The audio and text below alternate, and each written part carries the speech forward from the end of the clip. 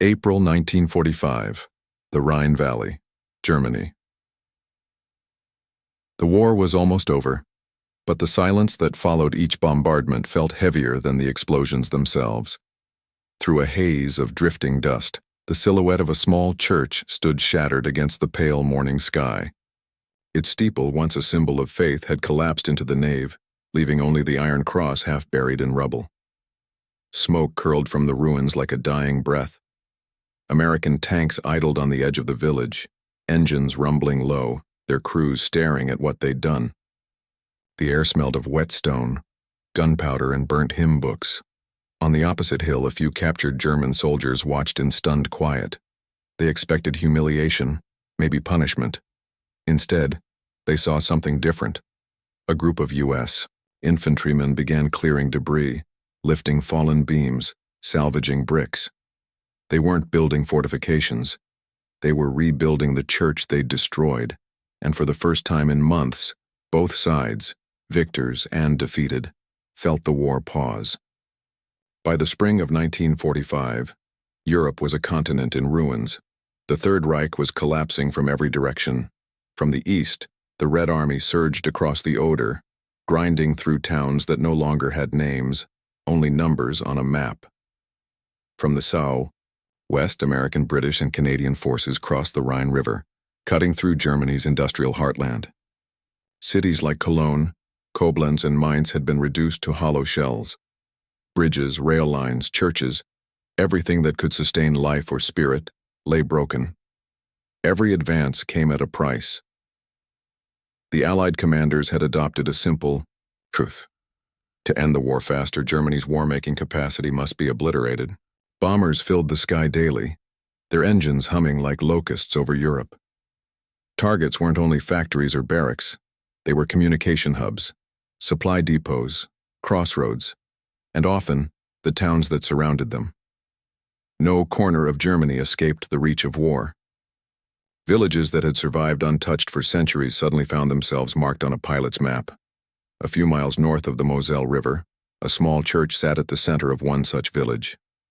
Its bell tower, visible from miles away, had become a navigational landmark for both retreating Wehrmacht units and advancing American columns.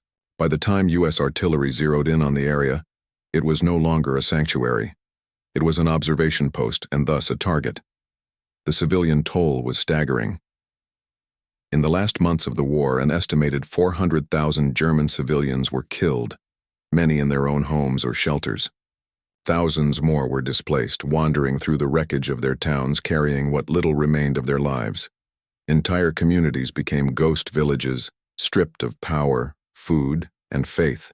And amid that collapse, churches, symbols of endurance through centuries of conflict, stood at the center of both tragedy and hope. For many soldiers, these sacred buildings were the only places that reminded them of what normal life once felt like. American troops, raised in small-town churches themselves, often entered these ruins quietly. Letters and memoirs tell of soldiers who paused before shattered altars, brushing dust from fallen crucifixes. Some took fragments of stained glass home, not as trophies but as reminders of what war truly destroyed. The U.S. Army's Psychological Warfare Division began to notice a change too. Reports described frontline troops displaying increased empathy toward enemy civilians as they advanced deeper into Germany. After years of seeing Europe burn, the enemy was no longer faceless. It was families, elderly men, and children standing in doorways of crumbled homes.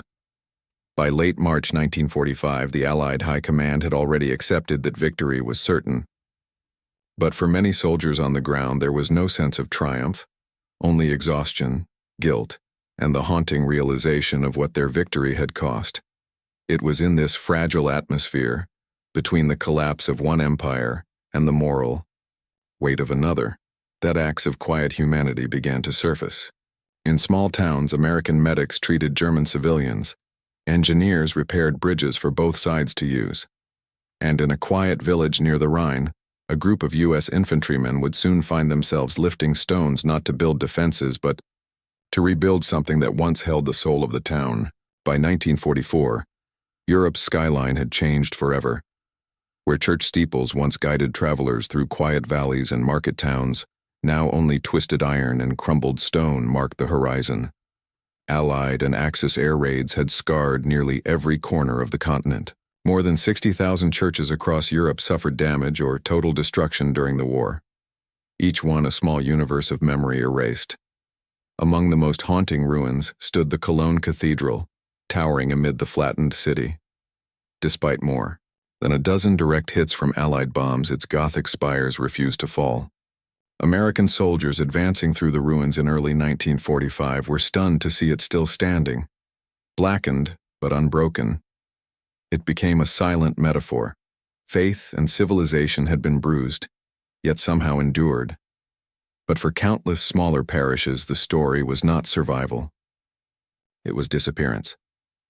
The bombing of churches was rarely intentional. Most stood at the center of towns that hid railway stations, command posts, or supply lines. But in war, symbolism often burned alongside strategy.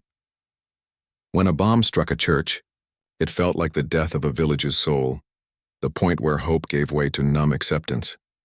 And still, amid the chaos, something human began to stir.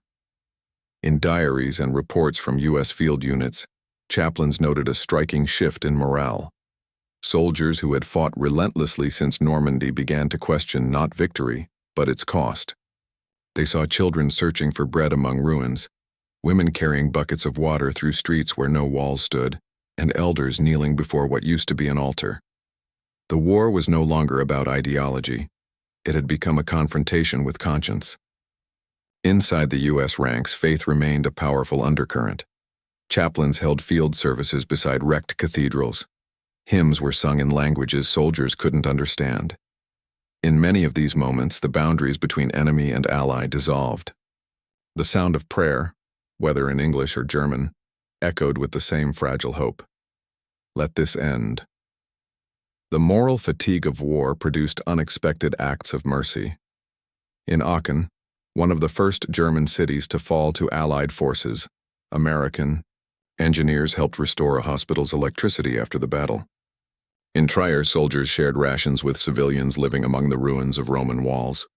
Even in destroyed churches, local priests found cooperation. U.S. chaplains offering spare candles, paper, and tools to patch broken roofs. These gestures were never grand or widely reported. They were quiet decisions made by men far from home, who understood that compassion could exist even under military command. By March 1945, the push into central Germany intensified. The American Third Army, under General George S. Patton, crossed the Moselle and advanced toward the Rhine. Resistance grew desperate. German divisions, often composed of teenagers and older men, defended towns street by street. Artillery fire was constant, and any structure offering a vantage point, including churches, became a tactical liability. In one such bombardment, a modest stone church in a riverside village was struck by American shells. Its roof collapsed, setting fire to the wooden pews and crushing the organ beneath beams of burning oak. When the fighting stopped, the U.S. infantry who entered found the town silent except for the crackle of smoldering timbers. Civilians emerged from cellars, some crying, others numb. And in the center of it, all stood the church, or what was left of it. The soldiers could have marched on. Their orders were to secure the road, not to linger. But as they saw the villagers standing before the wreckage, many recognized the same expression they had seen in France, Belgium, and Italy, a wordless grief that transcended language or allegiance. The instinct to repair, even briefly, was stronger than the instinct to conquer. The decision to rebuild, even partially, was born not from command, but from conscience. And that conscience would soon lead to a scene no military report could ever quite capture. German soldiers and American troops standing side by side in the ruins of a church, clearing rubble in silence. The human angle. For the German civilians who survived the bombardment, the war had already hollowed out everything that made life recognizable. Their sons were gone, swallowed by the front lines, their homes burned to foundations. Yet nothing symbolized their loss more than the destruction of the village church. It had been the place where every baptism, wedding, and funeral was held, the heart of their identity. When its roof fell in, it felt like their history had ended. So when American soldiers approached the ruins with tools instead of rifles, confusion spread faster than relief. Older women watched from behind shattered windows, clutching rosaries. Children peeked from doorways, too young to understand how enemies could build instead of break. One local priest, his vestments torn and soot-stained, hesitated to step forward. For months he had buried the dead under shell fire. Now he watched the same men who had caused the destruction lifting stones with care. What he saw wasn't pity. It was a shared weariness. The kind that settles on soldiers and civilians alike when war's logic runs dry. And in that moment, the divide between conqueror and conquered blurred. To rebuild the church was to acknowledge that what had been destroyed was sacred to both sides. Not politically, but humanly. The soldiers' angle for the American soldiers, the act wasn't part of any order. They had spent months advancing through burning towns, under skies filled with bombers they could not see. Each day was repetition, attack, clear, move on. The war had stripped them of individuality, reducing men to ranks and objectives. But here, faced with the consequences of their firepower, they remembered who they were before the uniforms. Some of them had been masons, carpenters, or farmers back home. When they saw the wreckage of the church, instinct took over, not as soldiers but as builders. They used shovels and helmets to remove rubble, wood from destroyed wagons to brace the collapsed walls, and sheets of tin to cover open gaps against the rain. A chaplain traveling with the unit recorded in his notes, "It was the first time in months that I saw men work with purpose, not destruction. The gesture didn't erase the damage, nor could it. But it restored something vital to the men themselves. In rebuilding what they had bombed, they reclaimed a sense of morality the war had tried to extinguish. Each brick lifted was a silent rejection of the belief that compassion had no place in total war. And though they wore the insignia of victory, they were haunted by what that victory cost. As dusk fell and the soldiers laid down their tools, some knelt before the half-standing altar. Not out of religion necessarily, but out of recognition, that beneath the rubble of another man's homeland, they had glimpsed their own humanity again. The religious angle in wartime Europe, churches were more than places of worship. They were repositories of memory. Every painting, every bell, every carved pew had absorbed the lives of those who came before. When a church was lost, it wasn't only faith that vanished, and it was continuity. The bombing of such structures struck at something deeper than architecture. It severed the link between the living and the dead. When the American troops joined the local villagers to clear the debris, it carried a symbolism that neither side could ignore. To the Germans, it felt like an impossible forgiveness taking shape in physical form. To the Americans, it was a quiet repentance for the necessity of their violence. The act was small, a single building in a valley of ruins, yet it reflected a truth that transcended victory and defeat. Throughout the final months of World War II, chaplains from both sides often met unofficially to tend to civilians, bless makeshift graves, and share resources. Some American officers allowed priests to use military transport to retrieve sacred artifacts from damaged sites. Faith, stripped of propaganda, became one of the few languages everyone still understood. In the Rhine village, when the bell from the destroyed tower was found among the rubble, cracked but intact, soldiers helped hoist it onto a wooden frame. It no longer rang clearly, but its dull tone echoed across the valley. People paused to listen. It was not a sound of victory nor of surrender. It was a sound of endurance. That sound would travel farther than anyone there could imagine. A reminder that even amid the machinery of war, humanity had not been silenced. The tactical angle from a purely military perspective, the destruction of the church had been a logical decision. In the final phase of the war, U.S. and British artillery units received continuous intelligence updates identifying every structure that might conceal snipers, spotters, or machine gun nests.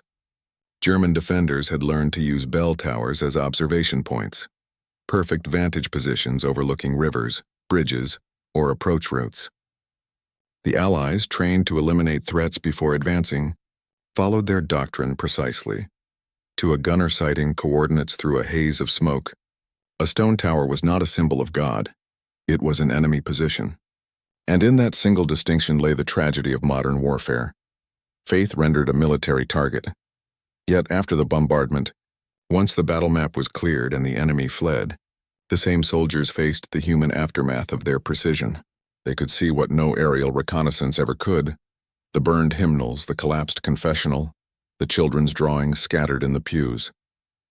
This confrontation between tactical necessity and emotional consequence was not unique to this village. It represented a broader truth of late-war Europe. The Allies were winning militarily, but losing pieces of their own conscience in the process. The rebuilding of the church was therefore not just kindness. It was, in military psychology terms, an act of moral recalibration. It helped the men reconcile their actions with their humanity before the next mission began. The moral angle war tests not only courage, but conviction. For the soldiers who took part in the rebuilding, morality was no longer dictated by orders or political speeches. It became a matter of instinct, a quiet need to restore balance in a world that had lost all proportion. Rebuilding the church did not alter the outcome of the war. It altered the men themselves. It reminded them that compassion was not weakness. It was resistance to becoming what they fought against. Many of these acts never appeared in reports. They survived in chaplains' diaries, post-war letters, and the oral testimonies of civilians who remembered the Americans who built instead of burned. In one recorded case near Boppard, an American engineer officer used leftover bridge materials to help reinforce a damaged parish roof so villagers could hold Easter service under open rafters.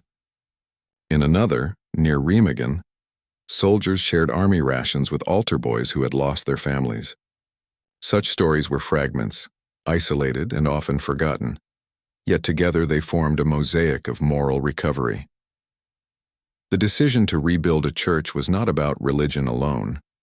It was about redefining victory, not as domination but as restoration. For men who had seen too much ruin, lifting a single stone toward repair was a small rebellion against the chaos they had been ordered to create. The historical. Angle history remembers wars through their destruction, but peace often begins in the quiet moments when enemies choose to build. After the surrender in May 1945, Allied occupation policy included large-scale reconstruction programs, many involving the same soldiers who had fought weeks earlier.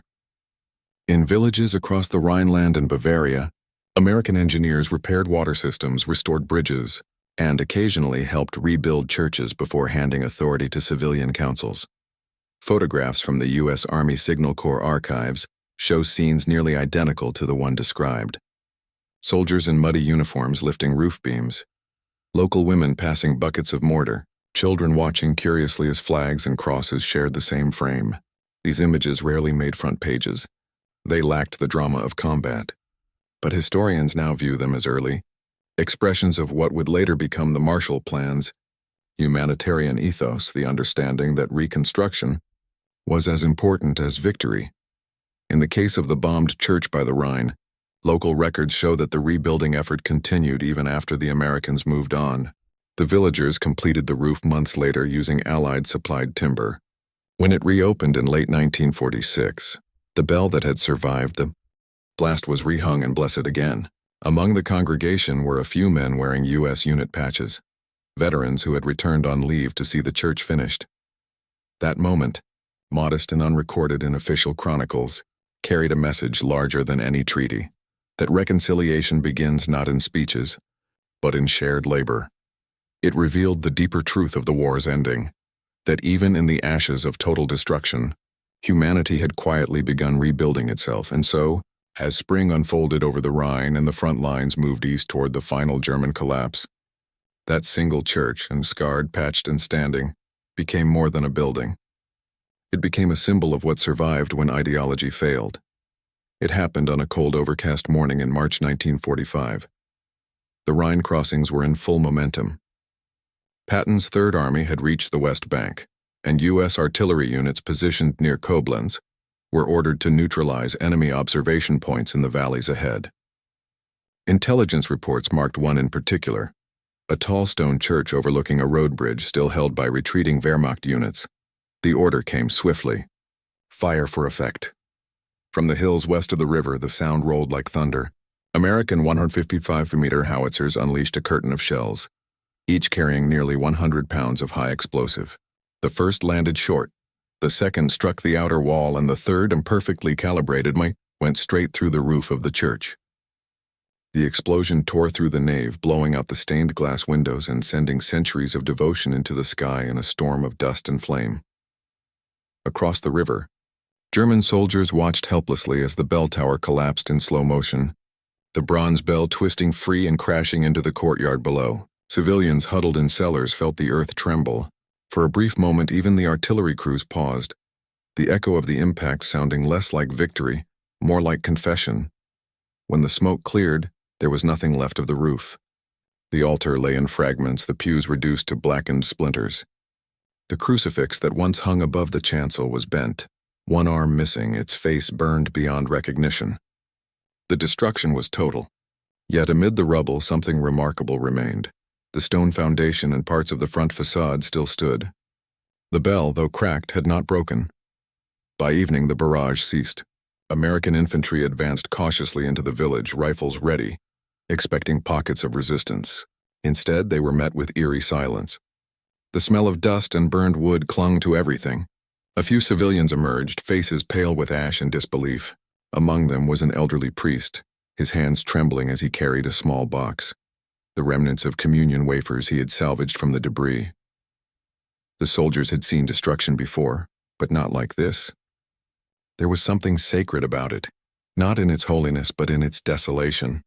One corporal later wrote that it felt as if God himself had left the battlefield.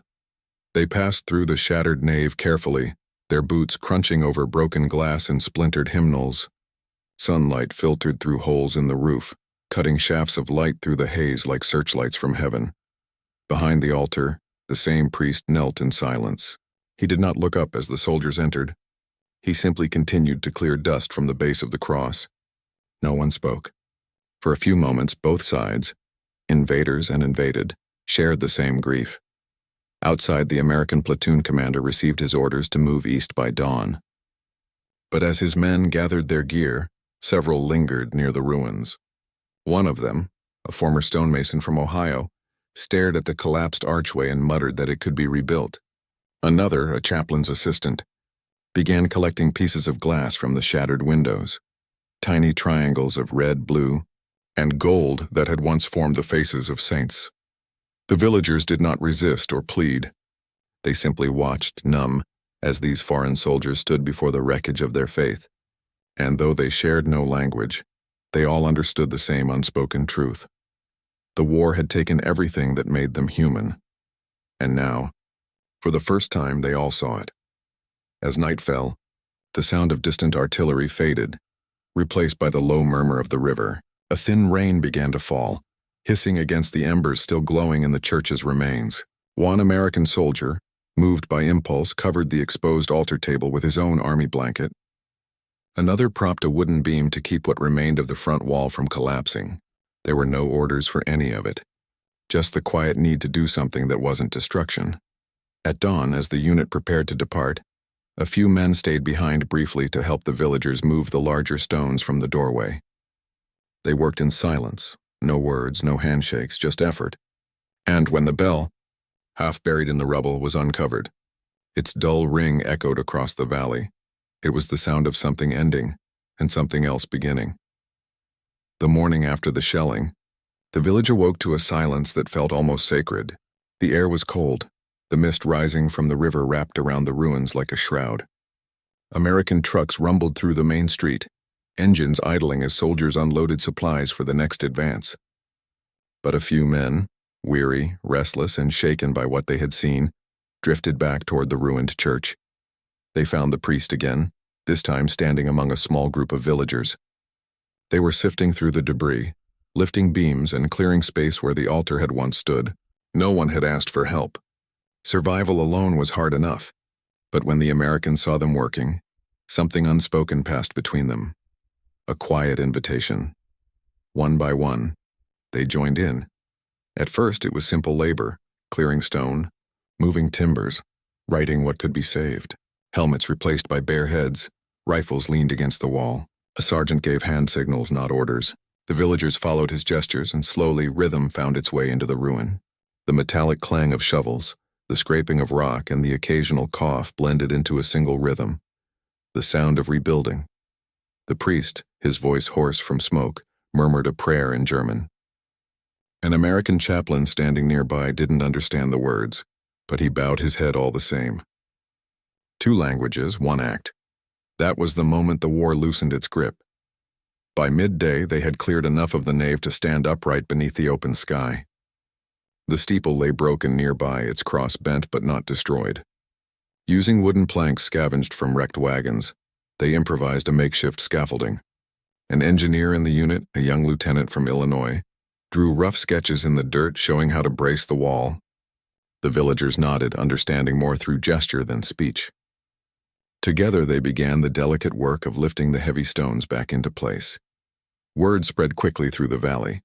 A few captured German soldiers, held in a temporary camp at the village edge, asked to help. To everyone's surprise, the American commander allowed it. Soon, uniformed men from both sides stood shoulder to shoulder, passing stones and timbers, sweat cutting through dust on their faces. For hours, there was no front line, no hierarchy, only the shared weight of ruin. It was not a grand reconstruction. The tools were few, the materials scarce, but what emerged by sunset was unmistakable. The church's facade stood once more patched and fragile but upright.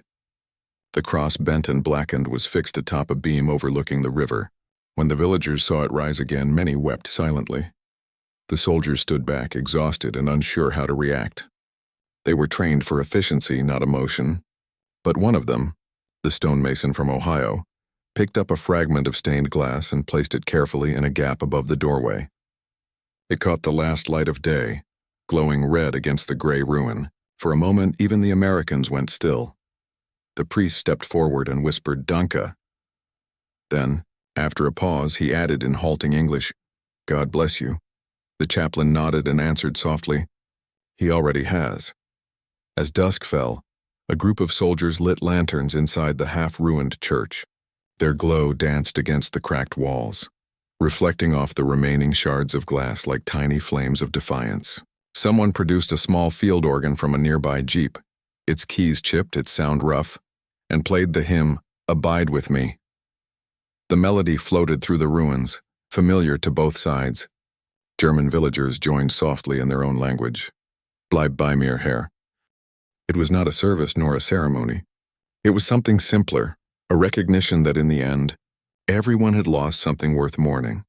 That night, as the Americans prepared to move east toward the next objective, they left behind a few supplies, nails, tools, and rations. On a piece of ration paper, one soldier scribbled a note, "We're sorry.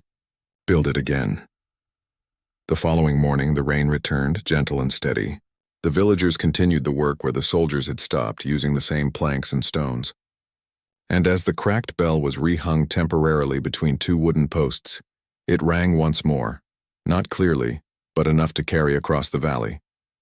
The sound startled the departing troops on the ridge. They paused, turning back toward the village below. Through the mist, they could see the faint silhouette of the church rising again, smoke from chimneys curling upward like prayers. No one spoke. They didn't need to. The war would continue eastward for a few more weeks, but for those who heard that bell, it had already ended. The Rhine Valley. 1 week later, the American convoy was long gone, swallowed by the road east toward Leipzig. The front was moving fast now. Germany was collapsing under its own weight.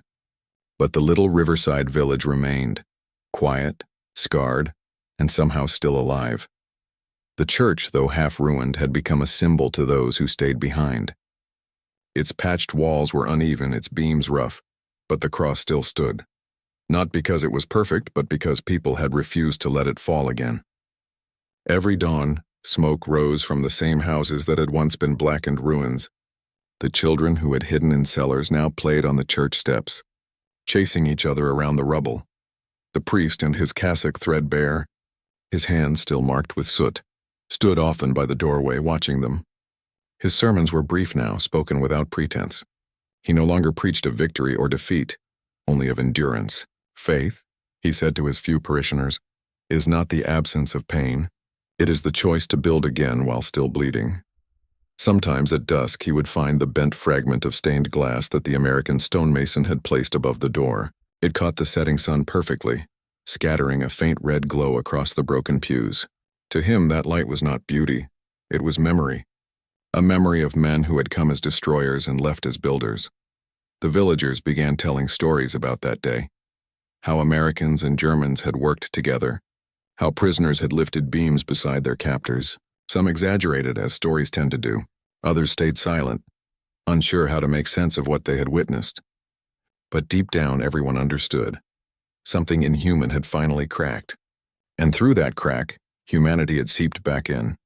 A few weeks later, Allied photographers passed through, documenting the damage for reconstruction records. One of them captured the rebuilt facade of the church, its crooked walls standing proudly against the gray horizon. Behind it, the villagers posed stiffly, the priest, an old woman clutching a child, and even 2 young German soldiers recently released from captivity. No one smiled, but their eyes carried something the camera caught perfectly. The faint, unspoken relief of survival. That photograph would end up in an archive box labeled Rhineland, April 1945. It would gather dust for decades before historians found it again, a single frame of war's quietest miracle. Years later, one of the American soldiers, the young engineer who had drawn plans in the dirt, returned to Germany as part of a rebuilding mission. He found the village again, smaller now, its people older. The church stood restored, rebuilt with proper stone, its steeple whole once more. When he stepped inside, he saw the same piece of stained glass still above the door, glowing red as the sun set. The priest who had once stood in the ruins was gone, buried behind the churchyard wall, but his replacement welcomed the visitor warmly. When the soldier asked why they had never replaced the damaged glass, the priest smiled softly. Because it came from the hands of those who destroyed the place, he said. And yet it became the first piece of what we rebuilt. That's what forgiveness looks like. Outside, the bell tolled across the valley, clear, steady, and whole again. The sound rolled through the hills like an echo of that long-ago morning when enemies became men again. By May 1945, Germany lay silent. The guns had stopped. The flags of surrender hung from windows where once anti-aircraft guns had stood. Across Europe, from the beaches of Normandy to the plains of Poland, the war's noise faded into an uneasy quiet. But for those who had survived, civilians and soldiers alike, silence was not peace. It was an echo chamber of memory. The small village by the Rhine was no exception. Rebuilding became its new campaign. Every house repaired, every field cleared of debris, every cross replaced at a gravesite was a quiet act of defiance against the ruin that had swallowed the continent. For the villagers, survival itself was an act of faith. For the Americans who passed through, the experience became something harder to define. A lesson carried home in silence. Many years later, a U.S. Army chaplain, who had marched with the division through that region, wrote in his diary, "We came to Germany thinking we'd only destroy. But what we found at the end was that mercy built faster than bombs ever could destroy. We didn't rebuild a church. We rebuilt a piece of ourselves." That thought echoed through many veterans' memoirs. Some remembered the smell of stone dust, the sound of children's laughter returning for the first time. Others remembered how odd it felt to shake hands with men who, only weeks before, had fired from across the riverbank. But almost all agreed, that small act of rebuilding changed them more deeply than any battle had. In a broader sense, the episode mirrored a greater transformation within Europe itself. When the Marshall Plan was announced in 1948, its foundation was not purely economic, it was moral. The idea that the victors would now help the vanquished rebuild was almost unthinkable only a few years earlier. But it stemmed from moments like this one, moments where ordinary soldiers realized that war's true victory came not from annihilation, but from reconstruction. The act of rebuilding the church, insignificant in military terms, became a quiet symbol of what post-war Europe would soon strive to become: cooperative, forgiving, bound together by shared loss rather than divided by past hate. And yet, history never romanticized these moments. The archives show no grand announcement, no official recognition. The U.S. Army reports list only civil assistance rendered to local civilians. The names of the men who lifted those stones remain buried in administrative records. But the building still stands, which, in its own way, is a testament stronger than any medal or citation. In the decades that followed, new generations grew up in that village, unaware of the exact details of 1945. They heard fragments of the story, that Americans had rebuilt their church, that forgiveness had begun there, but for most it sounded almost mythic.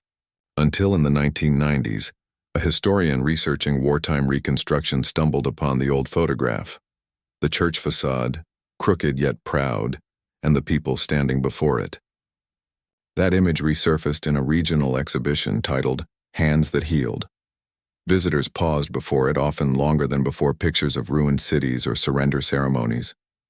Because in that one image they could see what war usually hides: reconciliation. Even in military history circles, where battles and tactics dominate the discussion, this story found a quiet place. Officers studying civil-military operations in post-war zones used it as a moral example. That rebuilding, trust is a weapon as powerful as any artillery shell, and perhaps that is how history should remember such moments, not as exceptions, but as proof that even in humanity's darkest hours the instinct to mend endures. Today, if one travels along the Rhine's western bend near Koblenz, there stands a modest stone church. Its foundation is partly original, its upper walls rebuilt after the war. Above the entrance, sunlight still passes through a small pane of red glass, the same one fitted by American hands in 1945. Beneath it, a small bronze plaque reads in simple German, "Once destroyed by war, rebuilt by those who came in peace."